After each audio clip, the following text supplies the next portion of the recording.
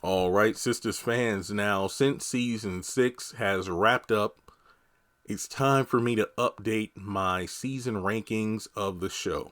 Okay, so again, there have been 6 seasons, but to be honest, I don't know. I mean, it shouldn't be that many shifts in the order of the seasons that I have ranked in the past. In the number one spot, I put season 1. It's just that the story structure was so good, even though it was like just mainly the Andy show. There were a lot more compelling characters in season 1, and they, for the most part, they were fresh. I mean, by the time we got to like season 2 and especially 3, a lot of the characters were just way too one note, and most of the interesting characters in season 1 just either had extremely reduced roles in season 2, or they just didn't show up at all. And I mean, in season 6 recently, we finally touched on plot points from back in season 1 that had me rewatching episodes going, you know what?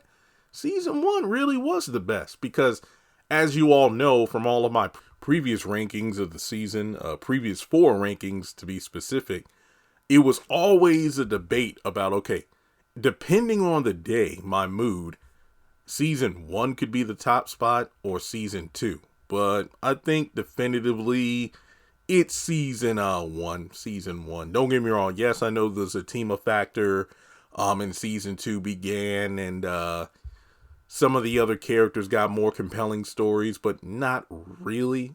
We did have a good the best of Destin was in season 2. But then it's like Tyler sabotaged them and focused more on Zatima. Andy became a complete asshole where she would go around asking everyone and their mother advice about the Gary situation, yet she would always do the opposite of the advice she was given. So it's like, why waste people's time? But yeah, season 2 definitely in the second spot. Now, ironically enough, and this might be hard to believe, but I put season 6 in the number 3 spot because the first half wasn't great, but it was a major improvement on season 5. And what really makes season 6 make it this far into the ranking is that the back half was really good, at least in my opinion, because it was instantly better than what came during the first chunk of the season. We had new characters introduced who wrapped up storylines that made the other 3 seasons fall into the back half of my ranking, especially the Q-related crap.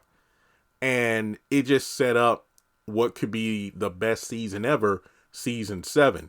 But, as of the finale, we're left scratching our heads as to whether or not the events of this season will even matter in the long run, because Tyler won't be writing the show in season 7. New people will be. And as a result, we're doing a 3-month time skip. So some of the seeds planted in this season might not even bear fruit. But, once the Penelope stuff started coming out and I was kind of, forced to rewatch season 1 and some of my old videos from like 2019 and 2020, I'm like, wow, I haven't felt this invigorated about the series in quite a while, because it did feel like Tyler was reaching back to earlier lore in the series to finally make it come full circle. Now, again, will it all come around full circle? I don't know. But regardless, to be this hype about the series for the first time in years, season 6, yeah, I put it up here. Season 4, I mean, to be honest, the last 3 spots are pretty much the same. Season 4, which was slightly better than 3, but way better than 5, makes it here. Season 5, wow. Yeah, season 5. Good grief. Do I put it? You know what? Yeah, I put it in the last spot. So season 3 is number 5, and then season 5 is the last spot. So again, season 1, season 2, season 6, season 4, season 3, season 5. That's how I would officially rank the series from best to worst. Let me know your thoughts in the comment section below, because yeah, originally I had 5 at 5, but then I remember how much I just despised how Fatima was written in this season. Not to mention, a number of characters just felt redundant. Like Sabrina was missing for half the season. The Karen stuff was just at an all-time terrible, especially with the letter reading crap. But yeah, I think season 5 is the worst. So let me know your personal ranking in the comment section below. Like I said, I mean, to be completely honest, with season 7 being hyped up and all these new cooks in the kitchen, season 7 might end up being the best season for me by the time it's all said and done. Keyword being might. But let's talk about it in the comments. Like and subscribe, and I'll catch you in the next video.